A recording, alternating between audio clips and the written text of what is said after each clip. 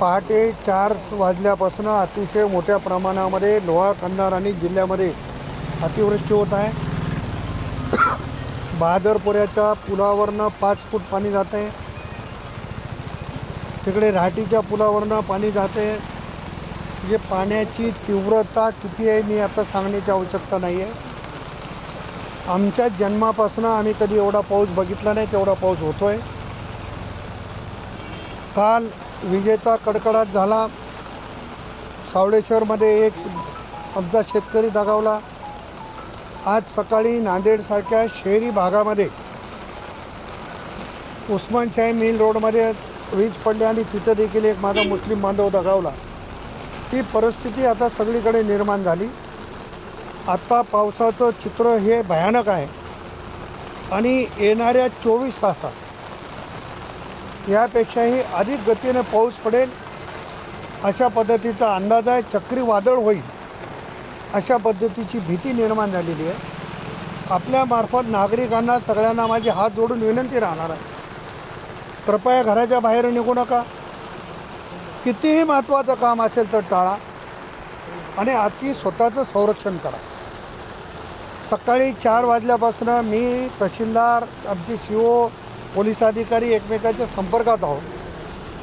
प्रत्येक गावातून फोन येतो की माझं घर पडलं आहे, माझ्या घरात पाणी गेलं आहे, माझं धान्य भिजून गेले. ते सगळं खरे असते.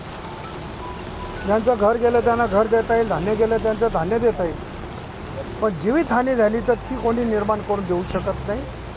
म्हणून माझी आग्रहाची सगळ्याला हात जोडून विनंती आहे की पावसामध्ये कोणीही उद्याचे 24 तास बाहेर पडू नका. स्वतःची काळजी घ्या. घर पडलं असेल तर त्यांना सुरक्षित स्थळी हलवू. त्यांच्या जेवणाची व्यवस्था प्रशासनाच्या वतीनं करू, सर्व व्यवस्था करू, परंतु जीवितहानी होणार नाही याची आपण काळजी घ्यायची. अतिशय माझ्या जन्मापासूनचा सगळ्यात मोठा पाऊस मी पहिल्यांदा बघतो आहे. हे चित्र या मतदारसंघात नाही तर जिल्ह्यात आणि मराठवाड्यात, महाराष्ट्रामध्ये निर्माण झाले. ही दुर्दैवी परिस्थिती आहे.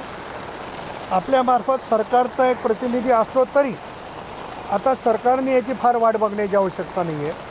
तात्काळ ओला दुष्काळ जाहीर करून ही मदत जाहीर केली पाहिजे अशा पद्धतीची विनंती माननीय मुख्यमंत्री महोदयाकडे माझी राहणार. 126 मिलीमीटर पावसाची नोंद झाली लोहा कंधारला. तर प्रशासनाकडे काय, सरकारकडे काय मागणी असेल? सरकारकडे हीच मागणी आहे की आता 124 मिलीमीटरची सकाळपासून नोंद झाली. मागच्या 29 तारखेला 6 तासामध्ये 284 मिलीमीटर पाऊस झाला आणि होत्याचं नव्हतं करून टाकलेलं आहे. आता शेतकऱ्याच्या हातामध्ये काहीच नाही आहे. होती त्याची जमीन ती पण आता पूर्णतः 100% खरडून